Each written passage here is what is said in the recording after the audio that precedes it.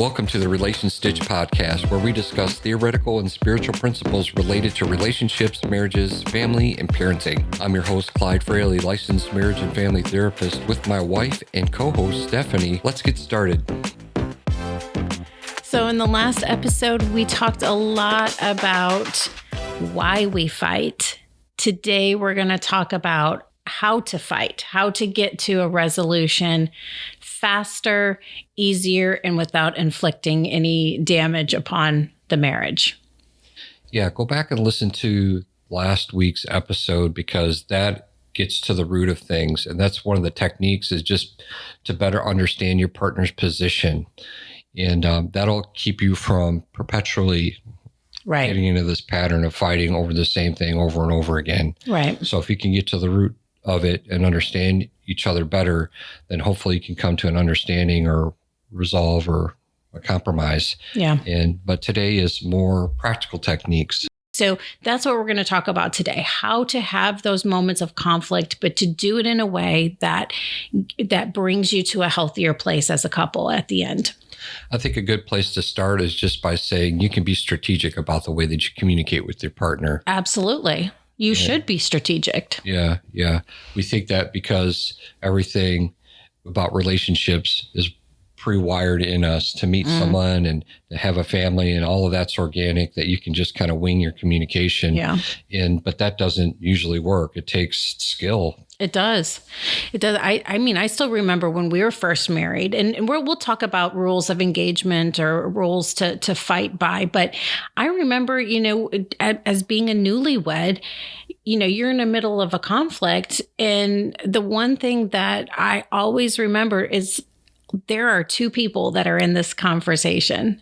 It's not just all him. I'm playing a part in it too.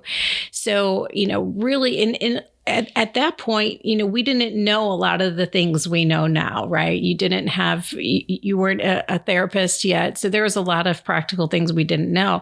Like, we navigated that strictly by the Holy Ghost. And always the Holy Ghost, at least on my end. A lot of prayer, a lot of God, teach me how to do this. And he was faithful and he gave us strategies. But if we can help to give you some of those practical techniques to help you, save some time. I mean, that took a lot of years to get through that. But, much better to learn from someone else's wisdom than to try to figure it out by experience. Yeah. So we have this graphic, and we'll put this up on the Relation Stitch website so you can download it. But what's the first one there in the list? So the first one is check yourself. Yeah. What we're talking about there is make sure that you're in a stable emotional space before you begin conflict. You might have had a long day at work and you got chewed out by your boss, and then you come home and you take it out on your wife. That's not fair to her. Yeah. And so you're going to have to, a lot of this, all these techniques require you to regulate your emotions. You have to control yourself. That's called maturity. Right. Yeah. All right. So just because you're feeling a certain way doesn't mean that you have to blow up on someone and express that feeling. You have to, find your center and come out of that triggered state before you open your mouth. Yeah. You have to check yourself. That's what that means. So you're going to be like, okay, why am I upset? Am I upset at her because dinner isn't ready or the bill wasn't paid? Or am I upset because I got in trouble at work or I got a flat tire on the way home and now I'm taking it out on her? Yeah. And I think this is a good place where just that when you're checking yourself and you're creating a self-awareness of, okay, what kind of a space am I in? Then instead of reacting, now you have enough frame of reference where you can say, listen, honey, I didn't have a great day. I'm really at a wire's thin here. Like, can we just table this for another day? Or can you let me just maybe go in the other room and just unwind a little bit? Having those conversations because of your self-awareness then allows you to be able to help your partner. Because if your partner's come home and had a rough day, and this is the first time you've talked to them or seen them, you may not even know. They may have no idea what you've been through. So by you knowing, it helps you then inform and share that with your partner to say, maybe today's not the best day for us to sit down and go through bills and talk about our budget. Yeah, that's really good because there's two sides in communication, like you were saying. And so one of them is you're going to check yourself and your emotions. But as you're my partner, right? You should be able to see me and know me well enough to a degree that when I walk in, you're like, okay, something's not right. Yeah. And not make an assumption about anything, but to just inquire. You okay? Do you have a bad day? Do you want to talk? No, I need a minute. Mm-hmm. That's part of the strategy we're talking about. Is one thing that couples really, it will help you so much is if you just ask follow-up questions with and try to leave the tone out. Yeah. Like that neutral delivery and just with a curious tone, like, are you okay? Mm-hmm. Not like, what's wrong with you? Because you're inquiring. Right. But now you're it's going to go to, it's going to go ballistic. Yeah. What's your problem? Yeah. Well, what the hell's the matter with you, you jerk? That's not good. That's not the approach you want to take. It happens. Yeah. Obviously, you know? Yeah. So check yourself, check on your partner, and always ask the follow-up questions. Just be curious. You good? Do you need to talk? Do you need some space? And give them what they need. Right. Yeah. It's amazing what just an open dialogue can fix. Mm-hmm. Right. Yeah. Yeah. The second one, pick your battles. Not everything's worth fighting over. Yes. Yes, that is so true. Because, and I think it's helpful. This is something that I do is if I'm noticing I'm starting to get agitated about something, I kind of stop before I say something, say, is this really worth having a fight about? Is this really what's bothering me? And I think it kind of goes along with, the check yourself, but, not only knowing where you're at, but then really stopping and asking yourself that question of, is this really worth fighting about? Like, is this really that important? Mm-hmm. Where it warrants us having a conversation. Yeah. What happens in that dynamic is if you're fighting over everything, that becomes criticism. Yeah. It feels like you're being critical of me. If you're always correcting me and you're always fighting about every little thing, like how the towels are folded or how the dishwasher is loaded, who cares? Right. We mentioned in the last episode, 69% of all couple conflict is perpetual and unresolvable. Right. A lot of that has to do with those little things that don't matter. Right. Let it go. Having a battle that's not worth fighting. Yeah. But people take things personally.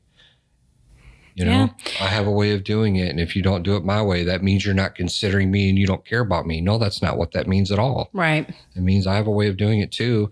And if the forks are up or if they're down, they're still going to get cleaned. Yeah. Yeah. And maybe that's one of those where you make that decision of saying, okay, we're not going to fight this battle, but maybe we need to talk about some things. And it gives you an opportunity to say, okay, this is why I'm upset. Why am I upset about that? And is it something that is reasonable to adjust? Right. So if it's like, okay, I have, you put the forks up, I put the forks down. Okay. Is this really worth fighting about? Maybe, maybe not. Why is that important to me? Mm-hmm.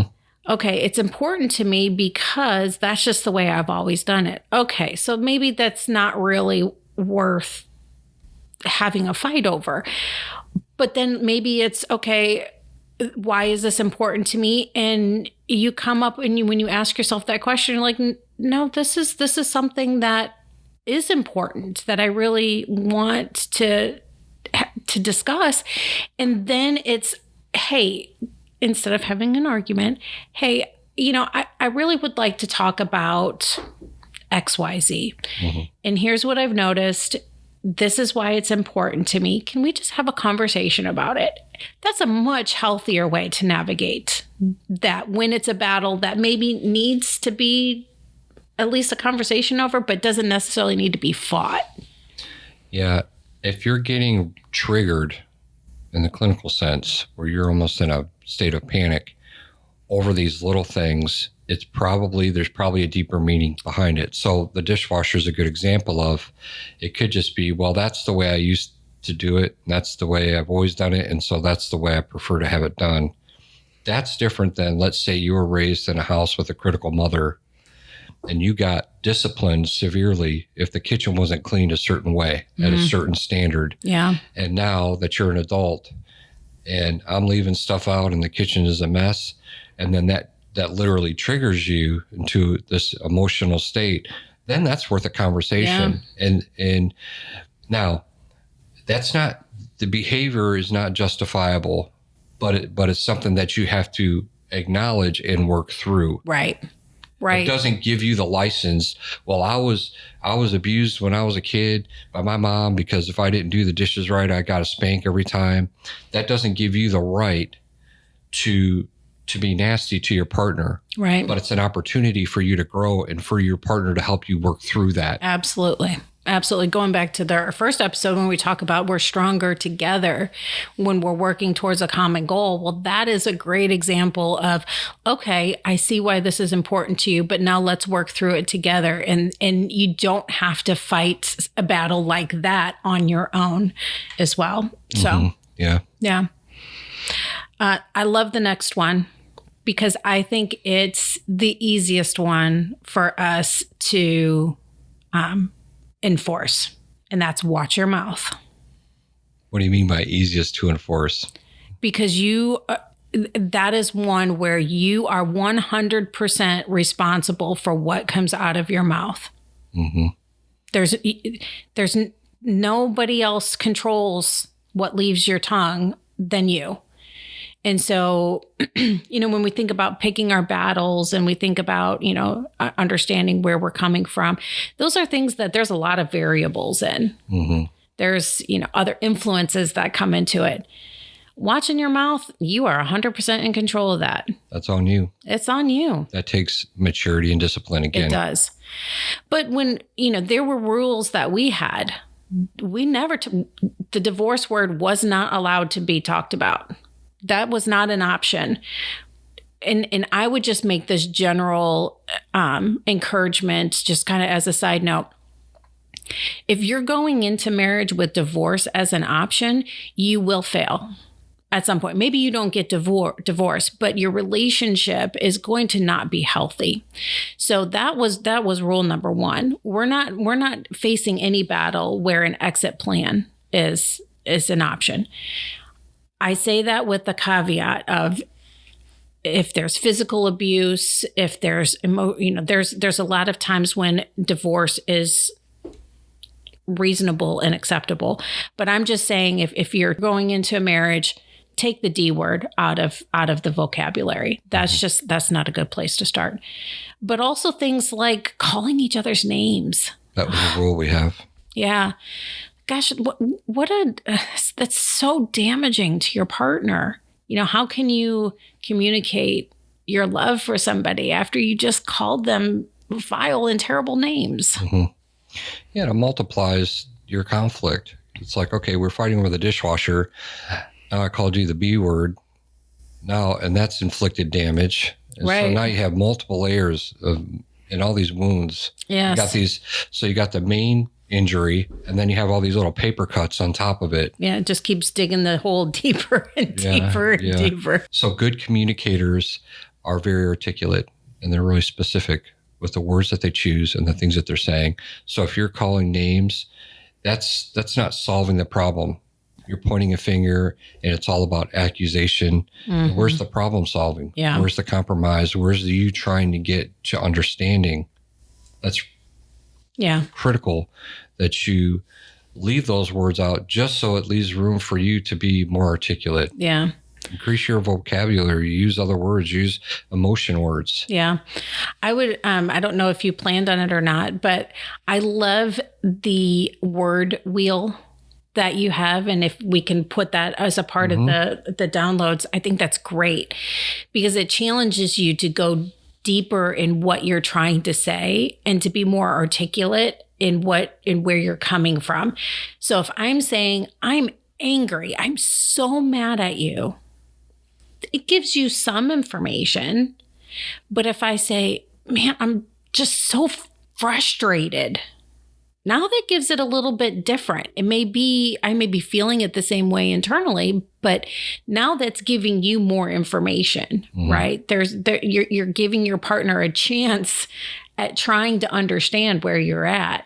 And so I love that word wheel. I know you use that a lot with your clients. I just think it's such a great tool for people to just understand, okay, yeah, I'm angry, but let's go a little bit deeper. What does this actually look like? And then even a little bit further. I just think it's a great tool. The word wheel is good for that check yourself one, too, because you might not even know what you're feeling. And so just to glance at it and try to figure out, okay, this is actually what I'm feeling. Now you can articulate that. But back to the words that you use. So when you're name calling and you're assassinating your partner's character, that's an item of contempt. And that's the number one predictor of divorce. Oh, wow. So when you start hearing all the names and it's getting really nasty, you're probably not going to make it. Yeah. Sorry to say. Yeah. And each time you have an argument, especially if that is a part of the argument dynamics that you have, if the next time we come to another moment of conflict, and I'm like, I remember what I felt last time, and I remember how we engaged. Well, I'm even more mad this time. So now it's just going to keep escalating. And every time it becomes more aggressive, potentially more violent, because now it kind of goes into the next one. Don't stack your issues, right? It's like you're almost kind of stacking that resentment. You started off with one argument, but now you've opened up a whole nother can of worms because what do you mean you think I'm a fill in the blank? The other thing I noticed with couples too, with this contempt, is that if, like, you may be afraid to come to me now with an issue because you know I'm going to freak out. And so you're going to internalize everything, which, as you know, that builds up. And then there's going to be one massive conflict instead of these little skirmishes. You're going to have this World War III kind of a battle, and those can become physically violent, and those can be really dangerous. Very dangerous. Yeah. So in that way, it does stack all those emotions and all that pain and all those words, creating all that hurt, puts you in this emotional state where it's like you're even thinking about, oh, we got to talk about the bills. And now you're having a panic attack because you know that you can't even talk to your partner about it, but they're going to find about it anyway. And you're in a catch-22 situation where it's like, I'm in this double bind where what am I supposed to do with this? Yeah. I can't solve it without you, but if I try to solve it with you, then you're going to hurt me. Yeah. That's bad. Yeah. And that's not good. Obviously why people get divorced over contempt. So, right. Yeah, absolutely. Yeah. Stacking issues. Yeah. We just kind of mentioned that a little bit. That's when we say, I'm really upset about the dishwasher. And remember last week, I'm still mad about that too. Mm-hmm. Yeah. That gets to be a pretty tall stack if you never resolve them too. Well, first off, if you just bring one problem to the table, then you can solve it. And now you have some momentum. It's like, oh, we got through that, you know? But if you bring a problem to the table and now you're going back 15 years and talking about how you ran over the dog and you never resolve that, and you still have, resentment and all of that. Yeah. Every fight is like that. You're not going to resolve anything because the little problem gets pushed aside. Yeah. Yeah. So, yeah, exactly. You never get to the point of resolution on any of them. And then the next time another conflict comes along, add it to the mix. You end up having, massive novel of history that needs to be, worked through instead of a small little piece of paper. Yeah. That also happens with couples that are aggressive or they like to win. They're very competitive. And so you have something, it's like, oh, I can outdo that. And then you bring out something big, and then you bring out something bigger. And now it's this, Yeah, tit for tat. Tit for tat. Wow. Yeah, tit for tat. So that sounds dangerous. Yeah. Also with stacking your issues, you want to stay on topic. So there's two things I'm thinking about that. One is don't talk about, 10 different problems that you have going on because it's going to be hard to solve them. So if you just bring one, you can solve it. And the other thing is don't talk about, well, you're a lazy bum and that's why you didn't do the laundry like I asked. So maybe the laundry didn't get done as the topic, but now you're starting to assassinate them and their character. And so it gets into the name calling and the criticism and the contempt. Yeah. Yeah. It takes a small thing and literally makes it into a massive mountain to try to climb. Mm-hmm. Yeah. That's not healthy for sure. I like the next one too, because I think it kind of goes along with watch your mouth, but I think it's a really simple, easy way to help you facilitate those more articulate terms. And that's saying I statements, right? And so talk a little bit more about what that looks like. I means you're taking responsibility. I felt disrespected when you said XYZ. And instead of me saying, you're disrespecting me. Yeah, that has a completely different tone, doesn't it? Now it's accusatory and it's finger pointing, where the I statement is, I'm taking responsibility and this is how I feel. And then that opens up the door for you to respond in a way that's probably not going to be so defensive. Yeah. Yeah, I can totally see that. Yeah. So turn it, because you are part of the problem. There's two people in this conversation and it's the dynamics. Right. A lot of people are on their own, they're great. But when you put them with someone else, because of the differences, now there's conflict. And right. It's the dynamics that we're talking about. Yeah. And so you remembering to take responsibility and the I statements help you do that. Yeah. I felt this way and I felt like we should have done it this way. And then hopefully they're doing the same thing. Well, I felt this way. Right. But you got to listen to one another. Right. You got to give each other the space and don't interrupt. I don't know if that's what's on here, but it should be. It should be. No, but I like that too, because you're right. When you say you betrayed me, wow, that's now I feel like I need to what are you talking about? I didn't betray you. How I would never betray. Like now I have to defend myself. But I felt betrayed. Oh, really? Why? Exactly. Why? Oh my gosh, I can't believe you felt that way. That's no way how I meant it to be. Or I can see why you felt that way. And I really didn't mean it that way. Like that, those are helpful discussions. That's a healthful exchange. But the second you pull out the you did this to me or you are this, now I have to defend myself because now you're attacking me.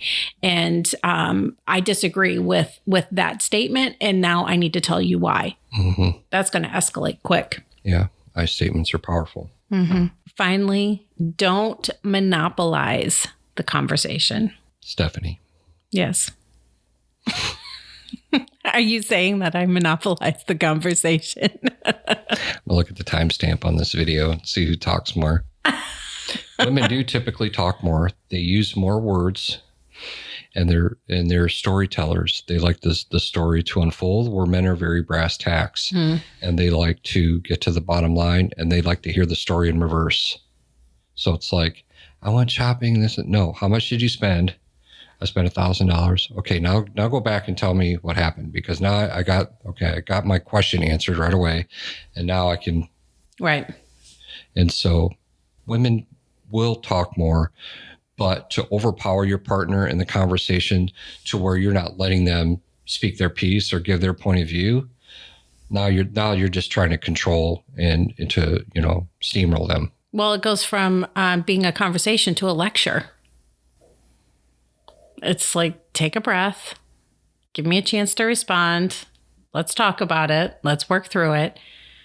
And another thing. Mm-hmm, mm-hmm. Couples that do that feel like they're not being heard, or they're very anxious in their attachment style. Mm-hmm. And so they will come at you and come at you and come at you, which pushes the other partner away and makes them withdraw and get defensive. Yeah. Or if you have an assertive partner or someone that's also anxious, then they can push back, and now there could be physical altercation because I'm not going to take that. Shut your mouth. Right. Don't disrespect me. And here comes the slap or the punch. Monopolizing the conversation is just right. Right. Mm-hmm. Yeah. Well, it doesn't open up there to be any contribution. You know, we talk about feeling words and all the different techniques we just talked about. When you monopolize the conversation, all those techniques go out the window because there's no opportunity for any of them to be implemented. It's just, I'm going to tell you all the reasons why I'm mad and why I think you're a terrible person. Okay, well, there's no resolve coming from that. Mm-hmm. Now, I will say this. There is value in you just letting your partner talk, even if it's for a while, and then reflecting back to them what they had said so that they know that you understood what they said, or it gives you an opportunity to ask that follow-up question. Right. So what I hear you saying is you're frustrated. No, that's not what I meant. And then they can clarify what they meant. Now, even though maybe they spoke a lot and monopolized it in that way, at least there's some understanding, you know? And then, but your partner has to give you the space to do the same thing where you can speak your mind and your point of view, and then you reflect back to them what you felt like they were saying and what you felt like they were feeling. Right. I know we don't specifically talk about this too, but I think a part of this is when you're giving your partner that space, don't be thinking about the rebuttal that you want to say. Like, really listen to what they're saying and really come from a point of view. Like, if we just slow the conversation down to the point where I give, each person has a space to have their voice be heard, but don't be so quick to respond that you didn't even hear what they said, because while they were talking, your mind was still thinking a mile a minute on what am I going to say? And what was that thing he did the other day? Oh yeah, I'm mad about that too. Like, no, just slow down, give them space, but also hear what they're saying and give it that time to like really understand their point of view. Because if I can understand where you're coming from and you can understand where I'm coming from, and we give each other the space to really work through that, something good's going to come out of that. Listen to understand. That's good. That's a good way of saying it. Yeah. That's why you're the smart one. Yeah. Don't just, that's so true what you said. If you're just there trying to come up with your rationale about why you're right, you're already wrong. Yeah. Approach is important. So be strategic. These are just, 6 or so tips here about how you can have safer communication. I think maybe in an episode in the future, we'll talk about the pursuer distancer dynamic and that communication style, and how one person is overly anxious and they'll pursue, and that causes the other person to run and shut down, and how we can use safe words and things like that to help mitigate that situation and work through it. So we covered a lot today, all really good strategies on how we can have conflict, but do it in a much healthier way. And I think also a really good suggestion is to, listen to this with your spouse. Maybe you guys either listen to it together or separately, but then have a conversation about, okay, what are the rules going to be? What are our commitments to each other the next time a conflict arises, so that we avoid some of the pitfalls of the past? Yeah, download this worksheet, and then you can even check off the ones you're good at. And you're like, oh, this is what we're good at. These are the things we need worked on. And then when you go into conflict, that's kind of in the back of your mind.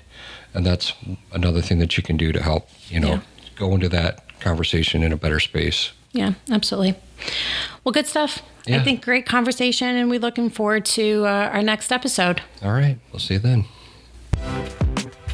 Thank you for joining us today. Visit relationstitch.com for free downloadable worksheets related to this episode and to access our relationship courses. If you're struggling in your relationship, go to relationstitch.com to leave a prayer request or to schedule a therapy session with Clyde.